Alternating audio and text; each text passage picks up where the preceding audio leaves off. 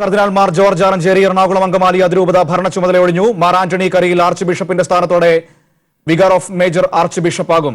നിലവിൽ മാണ്ഡ്യ രൂപത ബിഷപ്പാണ് ആന്റണി കരിയിൽ. ഫരീദാബാദ് സഹായമെത്രാനായി മാർ ജോസ് പുത്തൻവീട്ടിലിനെയും മാണ്ഡ്യ ബിഷപ്പായി സെബാസ്റ്റ്യൻ എടേന്ദ്രത്തിനെയും നിയമിച്ചു. സിറോ മലബാർ സഭ സിനഡിന്റേതാണ് തീരുമാനം. വിവരങ്ങളുമായി സിബി ചേരുന്നു. സിബി, കഴിഞ്ഞ 11 ദിവസമായി സിനഡ് ചേരുകയാണ്. കഴിഞ്ഞ കുറച്ചു നാളുകളായി സിറോ മലബാർ സഭ എറണാകുളം അങ്കമാലി അതിരൂപതയെ ബാധിച്ച വിവാദങ്ങളിൽ തീരുമാനമുണ്ടാകുമെന്ന് ഉറപ്പായിരുന്നു. ഇതിന്റെ തുടർച്ചയായിട്ട് ഇപ്പോൾ ജോർജ് ആലഞ്ചേരിക്ക് പകരം ഭരണ ചുമതലയുള്ള ആർച്ച് ബിഷപ്പായി ആന്റണി കരിയലിനെ നിയമിച്ചിരിക്കുന്നു. ഒപ്പം തന്നെ അതായത് നേരത്തെ പുറത്താക്കിയ അല്ലെങ്കിൽ സ്ഥാനം മാറ്റിയ സഹായമെത്രാന്മാർക്കടക്കം പുതിയ പദവികൾ നൽകുകയും ചെയ്തിരിക്കുന്നു. എന്താണ് സിനഡിലുണ്ടായ തീരുമാനങ്ങൾ? സിബി,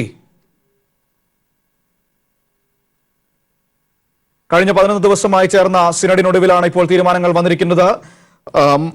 കർദിനാൾ മാർ ജോർജ് ആലഞ്ചേരി എറണാകുളം അങ്കമാലി അതിരൂപതയുടെ ഭരണ ചുമതല ഒഴിഞ്ഞിരിക്കുന്നു. മാർ ആന്റണി കരിയിൽ പുതിയ ആർച്ച് ബിഷപ്പിന്റെ സ്ഥാനത്തോടെ വികാർ ഓഫ് മേജർ ആർച്ച് ബിഷപ്പാകും. അഡ്മിനിസ്ട്രേറ്റീവ് ചുമതലയും അദ്ദേഹത്തിന് തന്നെ. അതായത് സഭയുടെ നാഥനായി, സാങ്കേതികമായി അതിരൂപതയുടെ നാഥനായി ആലഞ്ചേരി തുടരുമെങ്കിലും ഭരണ ചുമതലയും മറ്റു ദൈനംദിന കാര്യങ്ങൾ നിർവഹിക്കാനുള്ള അധികാരങ്ങളെല്ലാം മാർ ആന്റണി കരിയലിനായിരിക്കും. ഒപ്പം തന്നെ ഈ വിവാദത്തെ തുടർന്ന് മാർ ആലഞ്ചേരി ഒഴിവാക്കിയ അല്ലെങ്കിൽ സ്ഥാനം മാറ്റിയ സെബാസ്റ്റ്യൻ എടേന്ദ്രത്തിനെയും മറ്റ് ആളുകളെയും പുതിയ പദവികൾ നൽകി നിയമിച്ചിരിക്കുന്നു. സെബാസ്റ്റ്യൻ എടേന്ദ്രത്ത് മാണ്ഡ്യ ബിഷപ്പാകും. മാണ്ഡ്യ ബിഷപ്പായിരുന്ന ഫാദർ മാർ ആന്റണി കരിയിലാണ് ഇപ്പോൾ പുതിയ മേജർ ആർച്ച് ബിഷപ്പായി ചുമതല ഏറ്റെടുത്തിരിക്കുന്നത്. അതായത് അധികാര ചുമതലകളൊന്നും ജോർജ് ആലഞ്ചേരിക്കില്ല എന്ന് തന്നെ മനസ്സിലാക്കേണ്ടി വരും. ഇനി അഡ്മിനിസ്ട്രേറ്റീവ് ചുമതലയെല്ലാം മാർ ആന്റണി കരിയലിന് നൽകിക്കൊണ്ടാണ് തീരുമാനങ്ങൾ വന്നിരിക്കുന്നത്. സഭയെ കഴിഞ്ഞ കുറച്ചു നാളുകളായി ബാധിച്ചിരിക്കുന്ന വലിയ പ്രശ്നങ്ങൾക്ക് ഒരു പരിധിവരെയെങ്കിലും പരിഹാരമാകുമെന്ന നിലയ്ക്കാണ് ഇത്തരത്തിലുള്ള തീരുമാനത്തിലേക്ക് സിനഡ് എത്തിച്ചേർന്നിരിക്കുന്നത്. ഏതായാലും വിമതപക്ഷത്തോട് അടുത്തു നിൽക്കുന്ന മാർ ആന്റണി കരിയലിനെയാണ് പുതിയ ആർച്ച് ബിഷപ്പായി നിയമിച്ചിരിക്കുന്നത്. അപ്പോഴും സാങ്കേതികപരമായി എറണാകുളം അങ്കമാലി അതിരൂപതയുടെ നാഥൻ അത് മാർ ജോർജ് ആലഞ്ചേരി തന്നെയായിരിക്കും. പക്ഷെ അദ്ദേഹത്തിന് അധികാരങ്ങളൊന്നും ഉണ്ടാകില്ല എന്നുള്ളതാണ് ഏറ്റവും പ്രധാനപ്പെട്ട കാര്യം. എല്ലാ അധികാരങ്ങളും, ദൈനംദിന ചുമതലകളുടെ അടക്കം അധികാരങ്ങളും ഭരണ ചുമതലയെല്ലാം പുതുതായി നിയമിക്കപ്പെടുന്ന മാർ ആന്റണി കരിയലിനായിരിക്കും. അങ്ങനെ ഒരു തീരുമാനമാണ് ഇപ്പോൾ സിനഡിൽ വന്നിരിക്കുന്നത്. ഒപ്പം തന്നെ സെബാസ്റ്റ്യൻ എടേന്ദ്രത്തിനെ മാണ്ഡ്യ ആർച്ച് ബിഷപ്പാക്കാനും തീരുമാനിച്ചിട്ടുണ്ട്. സിബി ചേരുന്നു. സിബി, 11 ദിവസത്തെ സിനഡിനൊടുവിലാണ് ഇപ്പോൾ തീരുമാനങ്ങൾ വന്നിരിക്കുന്നത്. അതായത് മാർ ആന്റണി കരിയിൽ പുതിയ ആർച്ച് ബിഷപ്പ്, അഡ്മിനിസ്ട്രേറ്റീവ് ചുമതലയുള്ള ആർച്ച് ബിഷപ്പായി അദ്ദേഹം ചുമതലയേൽക്കുമ്പോൾ സാങ്കേതികമായി കർദിനാൾ ആലഞ്ചേരി സഭയുടെ അല്ലെങ്കിൽ അങ്കമാലി അതിരൂപതയുടെ നാഥനാണെങ്കിലും അതിനപ്പുറത്തേക്കുള്ള അധികാരങ്ങളൊന്നും അദ്ദേഹത്തിനില്ല. ദൈനംദിന ചുമതലയടക്കം ചെയ്യാനുള്ള അധികാരങ്ങൾ മാർ ആന്റണി കരിയലിനാണ് എന്നാണോ മനസ്സിലാക്കേണ്ടത്? സിബി,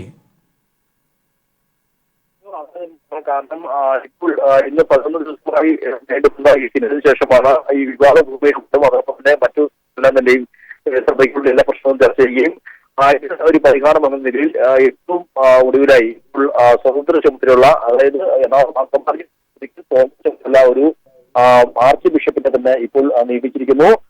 ഇത് ഇപ്പോൾ നിലവിൽ മാണ്ഡ്യ രൂപതയിൽ മെത്രാനും സിനഡ് സെക്രട്ടറിയുമായ ബിഷപ്പ് ആന്റണി കരിയലിനെയാണ് ഇപ്പോൾ ഇത്തരത്തിൽ എറണാകുളം അങ്കമാലി അതിരൂപതയുടെ ഒരു പുതിയ സാരഥിയായി നിയമിച്ചിരിക്കുന്നത്. നിലവിൽ അദ്ദേഹത്തിന് എല്ലാ ചുമതലയും, അതായത് അഡ്മിനിസ്ട്രേഷൻ, അതുപോലെ തന്നെ ഫിനാൻസ്, പാസ്റ്റർ കൗൺസിൽ, അങ്ങനെ ഉൾപ്പെടെ എല്ലാ അധികാരങ്ങളും കൂടിയാണ് ഈ അദ്ദേഹത്തെ നിയമിച്ചിരിക്കുന്ന ഏറ്റവും വലിയ പ്രത്യേകത. അതായത് ഇപ്പോൾ നിലവിൽ ഈ അധികാരങ്ങൾ കൈയാളിയിരുന്ന കർദിനാൾ മാർ ജോർജ് ആലഞ്ചേരിക്ക് ഇനി യാതൊരു അധികാരവും ഉണ്ടാകില്ല എന്ന് തന്നെ അസന്നിഗ്ധമായി ഇവർ ഇറക്കിയ വാർത്താ ഗ്രൂപ്പിനെ വ്യക്തമാക്കിയിട്ടുണ്ട്. അഡ്മിനിസ്ട്രേഷൻ, അതുപോലെ ഫിനാൻസ്, പാസ്റ്റൽ മിനിസ്ട്രി, അതായത് ഈ വൈദികരെ സ്ഥലം മാറ്റി നടക്കുമുള്ള എല്ലാ കാര്യങ്ങളിലും ഇനി എല്ലാ തീരുമാനമെടുക്കുവാനുള്ള അധികാരമുള്ളത് ഇനി പുതുതായി ഇപ്പോൾ നിയമിച്ച പുതിയ ബിഷപ്പ് ആന്റണി കരിയലിനാണ് എന്നതാണ് ഇപ്പോൾ പ്രധാനമായും എടുത്തിരിക്കുന്നത്. അതോടൊപ്പം തന്നെ മറ്റ് പ്രധാനപ്പെട്ട ഒരു തീരുമാനം എന്ന് പറയുന്നത്, ഇപ്പോൾ ശ്രീ ബിനു ചാക്കോ കൂടി നമ്മുടെ ടെലിഫോണിൽ ചേരുന്നുണ്ട്. ശ്രീ ബിനു ചാക്കോ, ഈ സിനഡിന്റെ പുതിയ തീരുമാനങ്ങളെ ഏത് രീതിയിലാണ് കാണേണ്ടത്? മാർ കർദിനാൾ ആലഞ്ചേരിക്ക് ഭരണ ചുമതല അടക്കം നഷ്ടമാകുന്ന അല്ലെങ്കിൽ അങ്ങനെ ഒരു സാഹചര്യത്തിലേക്കാണല്ലോ ഇപ്പോൾ എത്തിച്ചേർന്നിരിക്കുന്നത്. ഈ തീരുമാനങ്ങളെയൊക്കെ എങ്ങനെയാണ് കാണേണ്ടത്? ഈ തീരുമാനം വളരെയധികം സ്വാഗതാർഹമാണ്. കാരണം ആഗോള കത്തോലിക്ക സഭയിലെ പൗരസ്ത്യ സുറിയാനി ആരാധനാക്രമം പിന്തുടരുന്ന കത്തോലിക്കാ സഭയിലെ കൂട്ടായ്മകളിലെ മൂന്നാമത്തെ വലിയ സഭയാണ് സീറോ മലബാർ സഭ. ഇന്ന് ലോകമെമ്പാടും സഭയുടെ അധികാര കേന്ദ്രങ്ങൾ വർദ്ധിച്ചിരിക്കുന്നു. ലോകമെമ്പാടും സഭയ്ക്ക് 34 രൂപതകൾ ലോകമെമ്പാടുമുണ്ട്. 54 ലക്ഷം വിശ്വാസികളും ഈ സഭയ്ക്കുണ്ട്.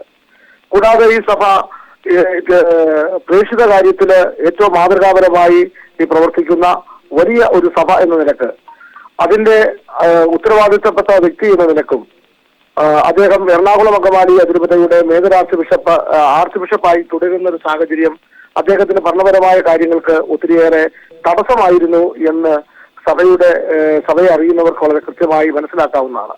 ഇത്തരത്തിലാണ് അവിടെ രൂപതയുമായി ബന്ധപ്പെട്ട് വന്ന ചില വിവാദങ്ങളിലൊക്കെ പിതാവിന് വളരെ കാര്യക്ഷമമായി ഇടപെടാൻ സാധിച്ചില്ല എന്നുള്ളതും നമ്മൾ ഇതിനോട് കൂട്ടി വായിക്കേണ്ടതാണ്. തീർച്ചയായിട്ടും കഴിഞ്ഞ 20-25 വർഷമായി സഭയുടെ ചരിത്രത്തിൽ സംഭവിച്ചുകൊണ്ടിരുന്ന മാറ്റത്തിന്റെ ഭാഗമായി എറണാകുളം അങ്കമാലി അതിരൂപതയ്ക്ക് ഒരു സ്വതന്ത്ര ചുമതലയുള്ള മെത്രാപ്പോലീത്ത വേണമെന്നുള്ള ആവശ്യം അത് ഇന്ന് സഭയിൽ നടന്നിരിക്കുന്നു. സമാനതകളില്ലാത്ത സഭയുടെ കഴിഞ്ഞകാല മുറിവുകൾക്ക് പരിഹാരം കണ്ടെത്തുവാൻ സാധിച്ചു എന്നുള്ളതാണ്. അതുകൊണ്ട് തന്നെ വേറെ അനുകരണീയമായ മാതൃകയാണ്. അച്ചടക്ക ലംഘനം നടത്തുന്നവരെ തീർച്ചയായിട്ടും സ്ഥലമാറ്റത്തിന് വിധേയമാകും എന്നുള്ള സൂചനയും ഈ ഉത്തരവിലൂടെ നമുക്ക് മനസ്സിലാക്കാൻ സാധിക്കുന്നു. അതാണ് ഇതിന്റെ ഏറ്റവും വലിയ സഭയില് സമാധാനം വരുന്നു, സഭയിലെ പുതിയ ഭരണക്രമം നിലവിൽ വരുന്നു. അത് അത്തരത്തിൽ തന്നെ സ്വാഗതാർഹവും ശ്ലാഘനീയവുമാണ്. ശരി, അത് സമ്മതിക്കുമ്പോൾ തന്നെ താങ്കൾ പറഞ്ഞു വലിയ ഒരു മാറ്റത്തിന്റെ ചരിത്ര മുഹൂർത്തമാണ്. എന്ത് മാറ്റമാണെന്നാണ് മനസ്സിലാക്കേണ്ടത്? കാരണം എല്ലാ കുറ്റങ്ങളും അവിടെ സംഭവിച്ച എല്ലാ കാര്യങ്ങളും ആലഞ്ചേരിയെ പോലെ ഒരാളുടെ തലയ്ക്ക് കെട്ടിവെച്ചുകൊണ്ട് അദ്ദേഹത്തെ ഒഴിവാക്കുന്ന ഒരു നടപടിയാണ് ഉണ്ടായിരിക്കുന്നത് എന്ന് പറഞ്ഞാൽ അതൊരു മാറ്റമായിട്ട് കരുതാൻ കഴിയുമോ? അങ്ങനെ ആരോപണങ്ങൾ വരാൻ സാധ്യതയില്ലേ? അവിടെ സംഭവമായി അവിടെ ആരോപണം ഉയർന്നു വന്ന സാഹചര്യമൊക്കെ അതൊക്കെ സഭയുടെ ഹൈറാർക്കിക്കൽ സംവിധാനത്തിൽ പരിഹരിച്ചിട്ടുണ്ട്. ഇന്ന് അവിടെ ഒരു നഷ്ടവും അവിടെ ഉണ്ടായിട്ടില്ല. 145 കോടി രൂപയുടെ ഭൂ ആസ്തി ആ രൂപതയ്ക്ക് വർദ്ധിക്കുകയുണ്ടായിട്ടുള്ളൂ. ബാക്കിയുള്ളതെല്ലാം ചില പ്രാദേശികവാദത്തിലൂന്നിയ ചില അഭിപ്രായ വ്യത്യാസങ്ങൾ ആ രൂപതയിൽ ഉണ്ടായിരിക്കുന്നു. ഇന്ന് എറണാകുളം അങ്കമാലി അതിരൂപത അംഗമായ ഒരു മെത്രാപ്പോലീത്തെ നിയമിതമാകുന്നതുകൂടി ആ വിഷയങ്ങളൊക്കെ അടഞ്ഞ അധ്യായമാണ്. ഇപ്പോൾ ആ അധ്യായം അതെല്ലാം കഴിഞ്ഞിരിക്കുന്നു. ഇവിടെ ഒരു പുതിയ ഭരണക്രമം നിലവിൽ വന്നിരിക്കുന്നു, ഒരു പുതിയ അധ്യക്ഷൻ നിലവിൽ വന്നിരിക്കുന്നു. ഒരു പുതിയ യുഗം എറണാകുളം അങ്കമാലി അതിരൂപതയെ മുന്നിൽ നിർത്തിക്കൊണ്ട് കഴിഞ്ഞ 2 വർഷക്കാലം കേരളത്തിലെ കത്തോലിക്കാ സഭയ്ക്ക് വന്ന ചില അപജയങ്ങളുണ്ട്. അവയെല്ലാം നേടിയെടുക്കാൻ പര്യാപ്തമായ, തിരിച്ചുപിടിക്കാൻ പര്യാപ്തമായ ഒരു നല്ല നേതൃത്വം അതിരൂപതയിൽ വന്നിരിക്കുന്നു എന്നുള്ളത് തന്നെയാണ് ഇതിന്റെ ഹൈലൈറ്റ്. ഈ സാധാരണ ഗതിക്കാരായ വിശ്വാസികൾ, നിങ്ങൾ ഈ പറയുന്ന വലിയ സ്വത്തിന്റെ പേരിലോ 150-ന്റെയോ 140 കോടിയുടെ ഒന്നും പേരിലല്ല സഭയെയും അവിടുത്തെ പിതാക്കന്മാരെയും ഒക്കെ കാണുന്നത്. അവർ ദൈവത്തോട് അടുത്ത് നിൽക്കുന്ന അല്ലെങ്കിൽ ദൈവഭയമുള്ള ആളുകൾ എന്ന രീതിയിലാണല്ലോ വിശ്വസിക്കുകയും വാക്കുകൾ പിന്തുടരുകയും ഒക്കെ ചെയ്യുന്നത്. അവിടെ ഈ കഴിഞ്ഞ 2 വർഷമായി ഈ വിശ്വാസികൾക്കൊക്കെ നേരിട്ട മാനഹാനിക്ക് പകരമാകും ഇത്തരത്തിലുള്ള നീക്കങ്ങൾ അല്ലെങ്കിൽ നടപടികൾ എന്നൊക്കെ പറയാൻ കഴിയുമോ? വിശ്വാസികൾക്ക് അവിടെ മാനഹാനിയൊന്നും ഉണ്ടായിട്ടില്ല. സഭയെ തകർക്കുന്ന, സഭയിലെ വിഷയങ്ങൾ ഉണ്ടാക്കാൻ ശ്രമിച്ച് സഭയുടെ സൽപ്പേര് കളങ്കം ചേർത്താൻ അവിടെ ഏതാനും ചിലരുടെ പ്രവർത്തനങ്ങൾ കൊണ്ട് സാധിച്ചിട്ടുണ്ടെന്ന് കഴിഞ്ഞ് അവിടുത്തെ വിശ്വാസികളൊന്നുമില്ല. അവർ ഏത് വിശ്വാസികൾ അവിടെ ഉയർന്നു വന്നിട്ടുണ്ടോ അത് 1000-ൽ താഴെ ആളുകൾ മാത്രമേ ഉള്ളൂ. 4,87,000 വിശ്വാസികളുടെ രൂപതയാണത്. അവർ 1000-ൽ താഴെ ആളുകൾ ഉയർത്തിക്കൊണ്ടുവന്ന് ഏതാനും ചില വൈദ്യുതി ഉയർത്തിക്കൊണ്ടുവന്ന് വിവാദമാക്കിയത് മാത്രമേ ഉള്ളൂ. വിശ്വാസികളുടെ വിശ്വാസത്തെ ആലഞ്ചേരി പിതാവ് ഇന്നും അവരുടെ ഹൃദയത്തിലുള്ളതാണ്. അദ്ദേഹം ഈ സഭയുടെ തലവൻ തന്നെയാണ്. അത്തരത്തിലുള്ള ആരോപണങ്ങൾക്കൊന്നും അടിസ്ഥാനമില്ല. ശരി, ശ്രീ ബിനു ചാക്കോയാണ് വിവരങ്ങൾ ശ്രീ ബിനു ചാക്കോയാണ് പ്രതികരിച്ചത്. ഒപ്പം തന്നെ സിബി ആയിരുന്നു ഇതുമായി ബന്ധപ്പെട്ട വിവരങ്ങൾ കൊച്ചിയിൽ നിന്നും പങ്കുവച്ചത്. ഏതായാലും എറണാകുളം അങ്കമാലി അതിരൂപതയുടെ ഭരണ ചുമതല ഒഴിഞ്ഞിരിക്കുന്നു കർദിനാൾ മാർ ജോർജ് ആലഞ്ചേരി. ഒപ്പം തന്നെ മാർ ആന്റണി കരിയിൽ ആർച്ച് ബിഷപ്പിന്റെ സ്ഥാനത്തോടെ വിഗർ ഓഫ് മേജർ ആർച്ച് ബിഷപ്പായി ചുമതലയേൽക്കുകയും ചെയ്തിരിക്കുന്നു. നിലവിൽ മാണ്ഡ്യ രൂപത ബിഷപ്പാണ് മാർ ആന്റണി കരിയിൽ. ഒപ്പം തന്നെ നേരത്തെ സ്ഥാനം മാറ്റപ്പെട്ട ഫരീദാബാദ് സ്ഥാനം മാറ്റപ്പെട്ട സഹായമെത്രാന്മാരായിരുന്ന മാർ ജോസ് പുത്തൻവീട്ടിലിനെ ഫരീദാബാദ് സഹായമെത്രാനായും ഒപ്പം തന്നെ മാർ സെബാസ്റ്റ്യൻ യന്ത്രത്തിനെ മാണ്ഡ്യ ബിഷപ്പായും നിയമിക്കാൻ സിനഡ് തീരുമാനിച്ചിരിക്കുന്നു. കേന്ദ്രം പറയുന്നത് പോലെയല്ല കശ്മീരിലെ സാഹചര്യങ്ങളെന്ന് സീതാറാം യെച്ചൂരി. കശ്മീരിൽ കണ്ട കാര്യങ്ങൾ സുപ്രീം കോടതി അറിയിക്കുമെന്ന് യെച്ചൂരി പറഞ്ഞു. താരിഗാമി ഇപ്പോഴും വീട്ടുതടങ്കലിൽ തന്നെ എന്നും യെച്ചൂരി. കശ്മീരിൽ നിന്ന് ദില്ലിയിലേക്ക് മടങ്ങിയെത്തിയ ശേഷമാണ് സീതാറാം യെച്ചൂരിയുടെ പ്രതികരണം. What you see there, whether you meet what he said to you, Yusuf Tarigami ji, and what you convey message to him. No, I met him to inquire about his health, about his conditions. I mean, what is he? Is he arrested? Or under what charge he is, etc. He is under house confinement, Now nobody can come to see him, neither can he move out of the house. So we discussed a lot of other things, our Central Committee member, and about this health condition. And then this Honorable Supreme Court said you take a medical opinion. So we called the doctor this morning. That's why I stayed back yesterday, though the authorities were saying that that's all. The order is for you to meet him, you met him, now you go back. So I said, no, the order is also to assess the medical condition. So the doctor came, the medical condition was assessed, and I'll file everything and whatever I've seen also in my visit to the Supreme Court in an affidavit. And my final word is, situation is normal there, what government claiming in Kashmir? Well, I could not meet anybody. Neither was anybody allowed to meet me.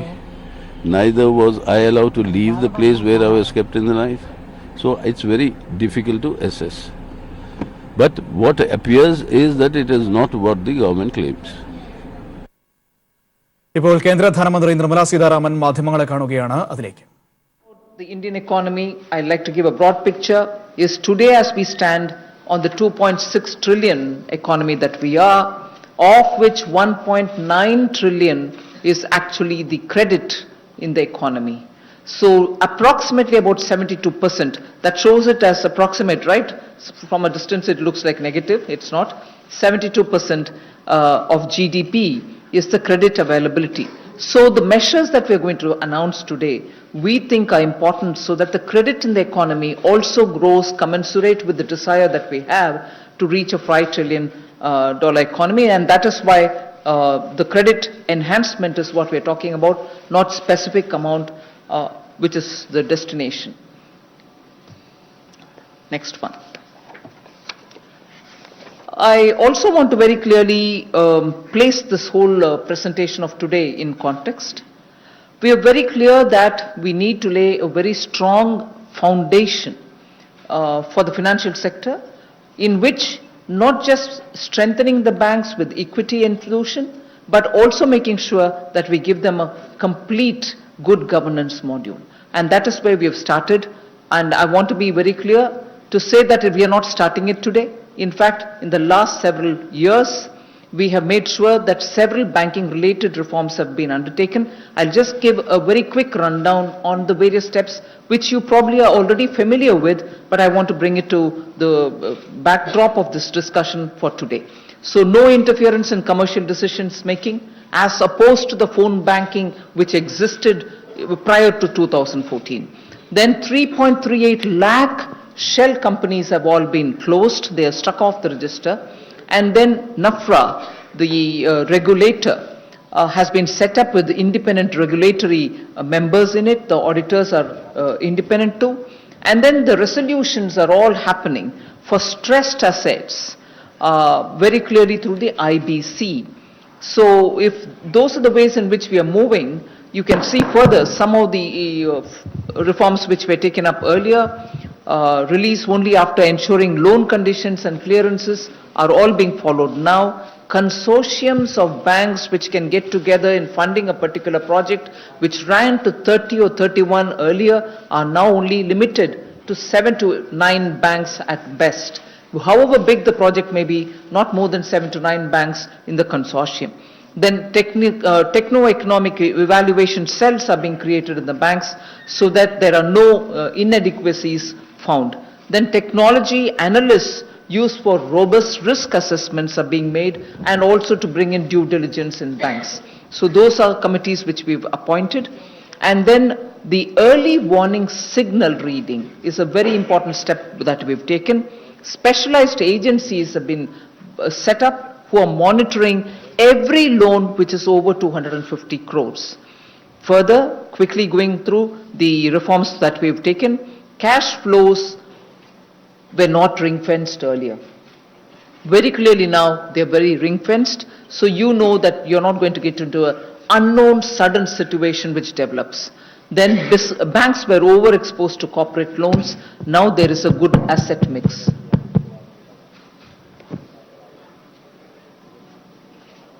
Sorry, is there some reminder being given anything? Sanctioning and monitoring of big loans strictly separated so that there are no confusion between the authorities. And then quality of tier 1 capital also has been enhanced.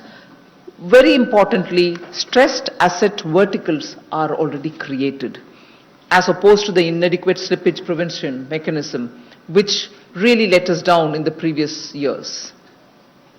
Going over quickly again, Fugitive Economic Offenders Act has been passed, as a result of which many of those fugitives and their assets have been, at least their assets have been confiscated, and having confiscated their assets, we are after them wherever they are to get them back into this country to face the law of the land.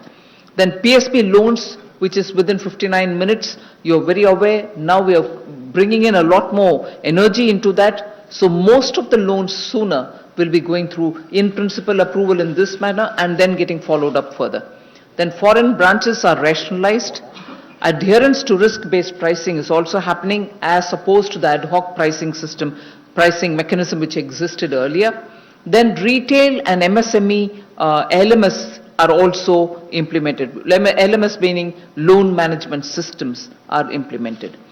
Quickly again, to avoid further Nirav Modi kind of situation, SWIFT messages are linked to the CBS, the core banking system. IT-based centralized processing centers and verticals are also started. Then MSME bills discounting because of being on threads is introduced. Even the last Friday, I gave one more step further on that, linking that with the GSTN also, so that nowhere will bill discounting for the MSMEs will become a problem. So with all these linkages, they should be able to discount it with greater sense of ease. Then selection at arm's length through bank board bureau. So no selections are going to be politically interfered with, it will happen professionally. Then the MDs of banks selection from market for large PSPs and wider pool of other PSPs. So you're not limiting the choice of who can be running the bank as a managing director. From a limited pool of people, you're opening it up for the market. Whoever wishes to come to that position will now be able to give their services because they have the domain expertise. The non-executive chairman is being introduced. Earlier, only the State Bank of India had it. Now all banks shall have it. So from all this, what is the gain that we've seen and what is it that we can put on record? We just want to show that loan recovery record levels have been reached. If in financial year 18, 77,000 odd amount was collected, 77,000 crores, now it's crossed 1,21,000 crores. That's about record recovery levels. Then the gross NPAs, I want particular attention to be drawn of the media for this. Gross NPAs have come down. So in December 2018, if you had 8.65 lakh crores, now the asset quality has improved, NPAs have come down, and the level at which they are. കേന്ദ്ര ധനമന്ത്രി നിർമ്മലാ സീതാരാമൻ മാധ്യമങ്ങളെ കാണുകയായിരുന്നു. സാമ്പത്തിക പ്രതിസന്ധിയുടെ പശ്ചാത്തലത്തിലാണ് ധനമന്ത്രി മാധ്യമങ്ങളെ കണ്ടത്. സാമ്പത്തിക പരിഷ്കരണങ്ങൾ ഇനിയും തുടരുമെന്നാണ് ധനമന്ത്രി പറയുന്നത്. സാമ്പത്തിക ഉത്തേജക പാക്കേജുകളടക്കം പ്രഖ്യാപിച്ചിട്ടുണ്ട്. കൂടുതൽ നടപടികൾ ഇനിയും സാമ്പത്തിക പരിഷ്കരണങ്ങളുമായി ബന്ധപ്പെട്ടുണ്ടാകുമെന്നും മന്ത്രി പറയുന്നു. സപ്ലൈകോയുടെ ഓണം ഫെയർ 2019 സംസ്ഥാനതല ഉദ്ഘാടനം തിരുവനന്തപുരത്ത് നടന്നു. പുത്തരിക്കണ്ടം മൈതാനത്ത് പ്രത്യേകം തയ്യാറാക്കിയ വിപണി മുഖ്യമന്ത്രി പിണറായി വിജയൻ ജനങ്ങൾക്ക് തുറന്നുകൊടുത്തു. പ്രളയം സംസ്ഥാനത്ത് വലിയ ദുഃഖമുണ്ടാക്കിയെങ്കിലും സപ്ലൈകോയുടെ വിപണിയിലൂടെ സാധാരണക്കാർക്ക് ഓണം ആഘോഷിക്കാനുള്ള സൗകര്യമാണ് സർക്കാർ ഒരുക്കുന്നതെന്ന് മുഖ്യമന്ത്രി പറഞ്ഞു. ഭക്ഷ്യമന്ത്രി പി തിലോത്തമൻ അധ്യക്ഷത വഹിച്ച ചടങ്ങിൽ Supplyco chairman K N. Satheesh IAS, MLA മാർ തുടങ്ങിയവർ പങ്കെടുത്തു. വാർത്തകൾ കഴിഞ്ഞു. നമസ്കാരം.